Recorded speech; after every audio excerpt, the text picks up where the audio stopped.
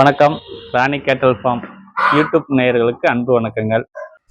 நம்ம ஹெச்எப் மாடு வெயில் காலங்களில் நம்ம எப்படி பராமரிக்கிறது அப்படிங்கிறத பற்றி தான் இன்றைக்கி பார்க்க போகிறோம். நம்ம பண்ணையில் பாருங்களேன், ஹெச்எப் தான். இந்த சோப்பு மாடுமே ஹெச்எப் கிராஸ் தான் அந்த மாடு. இந்த மாட்டுக்கு நம்ம எப்படி ஷெட் அமைப்பு தான் முக்கியமான ஒரு விஷயம். ஹெச்எப் மாடு வாங்குறதுலாம் ஒன்றும் பெருசு இல்லை. நம்மளுடைய ஷெட்டினுடைய அமைப்பு தான் முறையாக இருக்கணும்.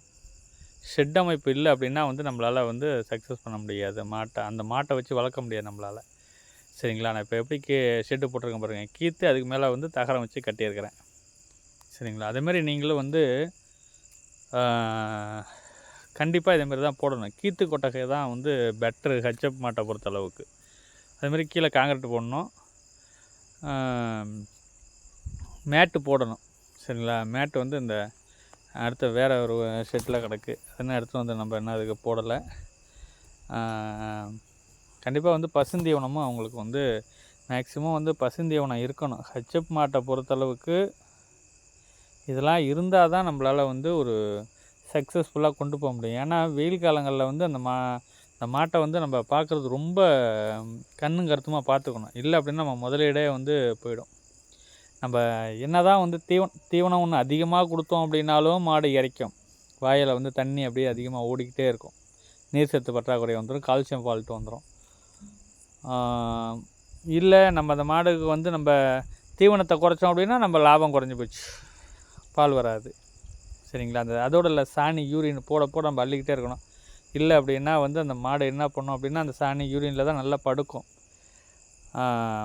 வடிகால் வசதியும் நல்லா பண்ணியிருக்கணும். அப்படி பண்ணினா தான் இந்த ஹெச்எப் மாட்டை பொறுத்தளவுக்கு நம்ம அந்த வடிகால் வசதி கண்டிப்பாக இருக்கணும். அதேமாதிரி நம்ம காத்தோட்டமான ஒரு ஷெட்டுமே நம்ம போட்டுக்கணும். சரிங்களா? ஒரே இடத்துல கட்டியிருந்தாலுமே அந்த ஹெச்எப் மாட்டுக்கு செஸ்ஸு வந்துடும். அதனுடைய நரம்பு தளர்ச்சி வந்துடும். அதே இடத்துலையே ஒரே இடத்த கட்டி போட்டிருந்தோம் அப்படின்னாலுமே வந்துடும். அதனால் என்ன செய்யணும் அப்படின்னா நம்ம மாட்டை மாற்றி மாற்றி கட்டணும். காலையில் ஒரு இடம், மாலையில் ஒரு இடம் அப்படிங்கிற மாதிரி கட்டணும். இல்லை மரத்து நிழலில் கட்டணும். இல்லை அப்படின்னா நம்ம மாட்டுக்கு நம்ம ரொம்ப ரிஸ்க் எடுக்கிற மாதிரி ஆகிடும். ஏன்னா ஹெச்எப் மாடே வேண்டாம் அப்படிங்கிற மாதிரி தான் நமக்கு தோணும். சரிங்களா? ஏன்னா ஹெச்எப் மாட்டை பொறுத்தளவுக்கு வளர்க்கணுன்னு ஆசை தானே தவிர எல்லா வகையிலுமே அதில் ஆனால் நமக்கு ஜெர்சி சிந்து மாடுகளை பொறுத்தளவுக்குலாம் எந்த பிரச்சனையுமே வராது. எப்படி வேணுமா கட்டியிருக்கலாம். ஆனால் ஹெச்எப் மாட்டை பொறுத்தளவுக்கு கஷ்டம்தான். ஆனால் நமக்கு என்ன பண்ணுறது, நமக்கு பால் அளவு அதிகமாக தேவைப்படுது. அப்படிங்கும்பொழுது நம்ம ஹெச்எப் மாடை வச்சுக்க வேண்டியதாக இருக்குது. சரிங்களா? ஆனால் ஹெச்எப் மாடு வச்சுருக்கிறவங்க எல்லாருமே இப்போ ஹெச்எப் மாடு தான் அதிக பேர் கேட்குறவங்க. எங்கே கேட்டாலுமே இப்போ நம்ம வீடியோலாம் பார்த்துட்டு அதிகமாக கேட்குறவங்க ஹெச்எப் மாடு எங்கே கிடைக்கும்னு தான் எல்லாம் சந்தையை பற்றி தான் சொல்கிறாங்க. அது தவிர அந்த சந்தையிலேருந்து மாடு வாங்குறாங்க, ரைட்டு. ஆனால் மாட்டை வாங்கிட்டு போயிட்டு அது எப்படி வளர்க்குறது, அது எப்படி எந்த அமைப்பில் வச்சுருக்கிறதுங்கிறது அந்தளவுக்கு தெரியல. ரொம்ப கஷ்டப்படுறாங்க. இவ்வளோ எத்தனை மாடு வாங்கினேன், எப்படி போயிடுச்சு அப்படி போயிடுச்சு அப்படின்னு. என்னை பொறுத்தளவுக்கு ஹெச்எப் மாடுங்கிறது இந்த அளவுக்கான ஷெட் அமைப்பு இருந்ததுன்னா வாங்குங்க. இல்லை அப்படின்னா நமக்கு ஹெச்எப் நமக்கு வேண்டாம். ஏதோ 1-2 மட்டும் வச்சுக்கிங்க. மீதி சிந்து மாடு, ஜெர்சி அந்த மாதிரியான மாடுங்களை எடுங்க. ஏன்னா நம்ம ரொம்ப கஷ்டப்பட்டோம்னு வச்சுக்கிங்களேன், நம்மளால் முதல்ல எடுக்க முடியாது. இப்போ நம்ம ஹெச்எப் ஒரு மாடு வாங்குகிறோன்னா சிந்து ஒரு மாடு எடுங்க. இல்லை சிந்து மாட்டில் 2 மாடு எடுத்துங்க. ஹெச்எப்பில் 1 எடுத்துகிட்டு ஜெர்சி, சிந்து 2லேயுமே ஒன்று எடுங்க. இப்படி ஏதாவது ஒரு வகையில் நீங்கள் எடுங்க.